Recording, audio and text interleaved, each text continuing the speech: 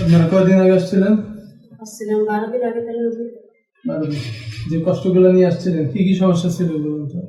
মনে করেন রাত্রে মনে করেন চোখ মুখ উল্টে মানে হঠাৎ একটু হালকা কাশি হয়। কাশির পরে দিয়ে মনে করেন চোখ মুখ উল্টে বুকে বান করে পরে সাথে সাথে হাঁটার লাগে হুজুর। বুকে মনে করেন ডলতে হয়, পিঠ ডলতে হয়, তো শ্বাস নিতে অনেক কষ্ট হইতে, মানে কিরকম যে করতো মানে ওই জানে আর মনে করেন আল্লাহ পাকে জানে। হ্যাঁ, এরকম মানে সে তো বলতে পারতো না। না কিছু বলতে শুধু হাতে মনে করেন এরকম ইশারা দিত।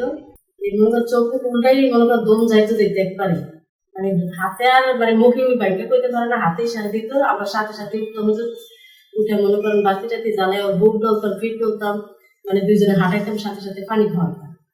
কষ্ট 3 মাস হয়েছে হুজুর। এরপরে আল্লাহর রহমতে ডাক্তার দেখাইছি, 100% হুজুর রক্ত পরীক্ষা করছে, 2 জায়গায় করছি। ওনারা বলছে কোনো সমস্যা নাই সুমাইয়া, আল্লাহর রহমতে ভালো আছে। এর আগে একজন দেখাইছি হুজুর দেশে, কিন্তু এই কিছু বলে না, তার তোমার দিছিল, পানি পড়া দিছে, তেল পড়া দিছে, ওগুলো কোনো কাজ হয় না।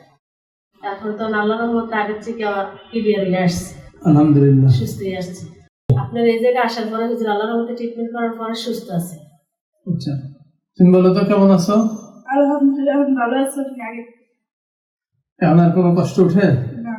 আচ্ছা, আলহামদুলিল্লাহ। আল্লাহর কাছে শুকরিয়া হুজুর, আপনার কাছে চিকিৎসা করি, আল্লাহর রহমতে শুকরিয়া হয়েছি আমরা, আল্লাহর মতো সুস্থ আছে সুমাইয়া। আলহামদুলিল্লাহ, আল্লাহ ভালো রাখুক, আজীবন তাকে সুস্থ রাখুক, জিন জাদু থেকে তাকে নিরাপদ রাখুক, এই দোয়াই রইল আলহামদুলিল্লাহ। আপনার দোয়া করেন ইনশাআল্লাহ।